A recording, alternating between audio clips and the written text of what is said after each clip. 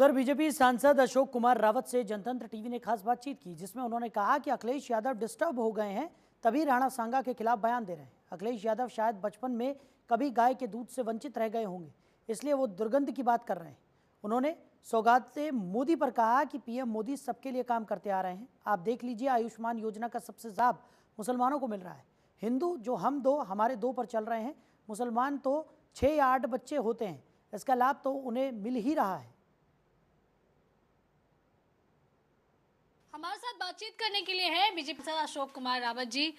रावत जी, अखिलेश यादव लगातार जो है विवादित बयान दिए जा रहे हैं। पहले उनके सांसद विवादित बयान देते हैं, जिसके बाद से काफी ज्यादा लोग आक्रोशित नजर आते हैं, हंगामा करते हैं। अखिलेश यादव कहते हैं सीएम खुद आगरा में मौजूद रहते हैं लेकिन मामला नहीं संभाल पा रहे, लेकिन उनके सांसद ने जो बयान दिया था उसका सपोर्ट करते हैं, फिर कल यू टर्न ले लेते हैं। देखिए, उनका काम ही है यू टर्न लेना। और इससे पहले भी देखिए, उनको लग रहा था कि सत्ता हमें मिल जाएगी, प्रदेश में सत्ता नहीं, दिल्ली में भी रह गए खाली।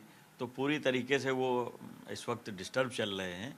तो उनके लोग भी तरह तरह के बयान देते हैं किसी तरीके से कि उनको आगामी आने वाले समय में कुछ फ़ायदा हो जाए, लेकिन ऐसा कुछ नहीं। देश में प्रधानमंत्री जी यशस्वी मोदी जी और प्रदेश में योगी जी, दोनों लोगों पूरी तरीके से अच्छा काम कर रहे हैं, जनता के लिए समर्पित रूप से काम कर रहे हैं। तो ये तोड़ने वाले बयान कोई बहुत ज़्यादा नुकसान नहीं करने वाले हम लोग का, पूरी तरीके से जनता साथ में है। उन्होंने तो गौशाला तक पे सवाल खड़े कर दिए। उन्होंने कहा कि उनको दुर्गंध पसंद है इसलिए वो गौशाला बनवा रहे हैं, हमें सुगंध पसंद है इसलिए हम परफ्यूम पार्क, इत्र पार्क बना रहे हैं। देखिए, ये उनकी सोच है, लेकिन गौ माता जो है, हम सब लोग गाय का ही दूध पी करके, देखिए भैंस का तो दूध नहीं पिलाया जाता, उसमें भी पानी मिला दिया जाता है। लेकिन वो तो यादव समाज से ही ताल्लुक़ रखते हैं, जो गाय की सेवा करते हैं। तो कुल मिलाकर के उनके लिए ये शोभा नहीं देता जो दुर्गंध की बात कर रहे हैं। गाय हमारी माता है और उसके ही दूध से ही कह लें कि माता, और वो बिल्कुल माता की तरह है। और बच्चे को डॉक्टर भी कहता है कि गाय का दूध पिलाइए, उससे मानसिक वृद्धि होगी, जो मस्तिष्क है वो और ज़्यादा डेवलप करेगा और बुद्धि तेज होगी, शार्प होगी। तो कहीं हो सकता है कि शायद वो इससे वंचित रह गए, तो हो सकता है अब उसी डिस्टर्बेंस में चल रहे हैं। तो ऐसा नहीं है, गाय हमारी माता है, गौशालाएँ बन रही हैं और बनेंगी। और दुर्गंध नहीं है, वो जो उपले हैं उन्हीं से खाना बनता था, रोटी उपले में ही जलाया जाता था, साइड में रोटी पकती थी। तो कहाँ से दुर्गंध है, खाते तो थे ही थे। तो ये उनकी सोच हो सकती है।